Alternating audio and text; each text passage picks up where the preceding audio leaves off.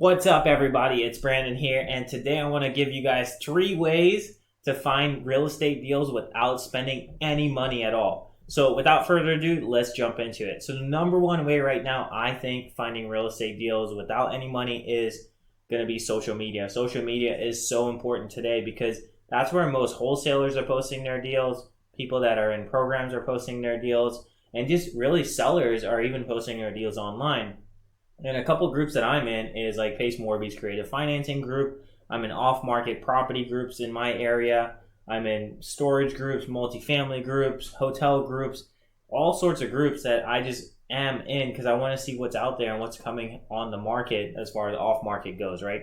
So that's a great way to kind of like start reaching out to people and networking and build relationships because they're ultimately going to be uploading deals there. And a lot of times like you don't know most of the people on there, but when you are able to develop and build relationships with people on there, they kind of start sending you the deals first before they even post a deal on Facebook because with the Facebook groups it does get crowded and there is a ton of eyes on it and a ton of people going after the exact same deal, especially if it's a great deal.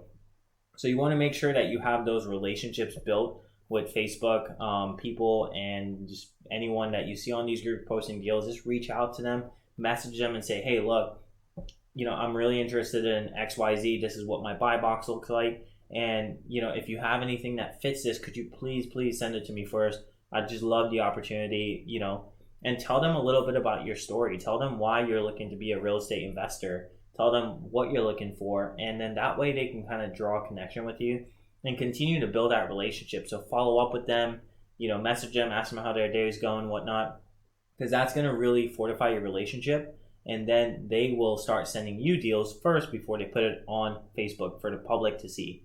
So, another group to join is obviously any group in your area that has off-market properties. And if there isn't one, start creating one, right? Because there is a platform for people to just jump on and start finding deals. And then you could even set it up to where they have to put their information in to join your group and send you their information. So in that way you have a list of people who is in your group. So you're able to reach out to them and say, hey, I'm the moderator of this group, I'm the admin.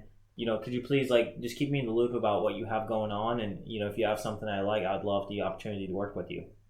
So the number two reason that I think without spending any money in to find a deal is going to be wholesalers. So again, where do you meet these wholesalers? Going back to social media, you can develop relationships with them there. There's so many investor meetups that are happening in the area. There's Grid Investor Network. There is just general investor meetups, like real estate investor meetups, real estate investor groups, REI groups. And there's so many in every area. And if there isn't one, there is a need for one. So you need to find one or you need to build one. Develop that platform. I was actually talking to a friend of mine, Candace, who started a real estate investor meetup. Even though there is still a few other groups in the area, there just wasn't anything for having that kind of like that grassroots foundation. And she really did a great job building out that. Her and Kelly down in Richmond, Virginia, shout out. But they've done a great job just kind of making it happen to where it's you feel when you go in that group, you feel yeah, I can do this too. This is not just somebody that owns 200, 300, 400 doors that's coming. It's people that are in their grassroots that's starting out and they really have a collaborative mindset, meaning if they have something, they'll send it to you. It's crazy how many deals I get across my desk because of that group. And it's not that large. It's only, now it's probably close to 100 people, but during the meetups, it's probably 30 people there. So you're able to kind of start building a relationship. And the cool thing about joining a group like that doesn't cost any money, one. And two, when you start off small, when the group is small, you kind of become the go-to guy because you're there, or go-to gal, you're there every single meetup and people just they just see you and they come and they're just drawn to you. So that's a great way that you could find real estate deals, is developing these relationships with wholesalers and other real estate investors to really start bringing you your deals. So one of my first deals actually that I purchased was a BRRRR, and it was brought to me through a wholesaler who I had a relationship with, and he was like, hey, look, I got this great deal. It would be an amazing flip. But I wanted to give you the opportunity first because, like, you know, you've helped me out a lot. Like, you've ran comps when I need you to, whatever.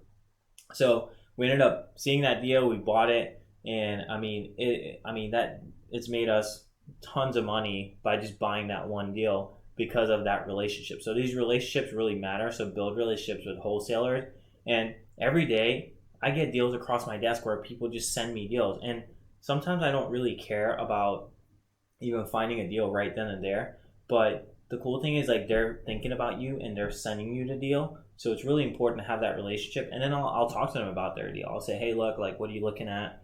You know, what are you looking for? Is there anybody interested? Anyone I can send it to? Because the more you're able to connect them with other people, they're going to think of you more, right? This is just like the Go-Giver mentality. Great book, by the way, The Go-Giver. If you haven't read it, highly recommend it.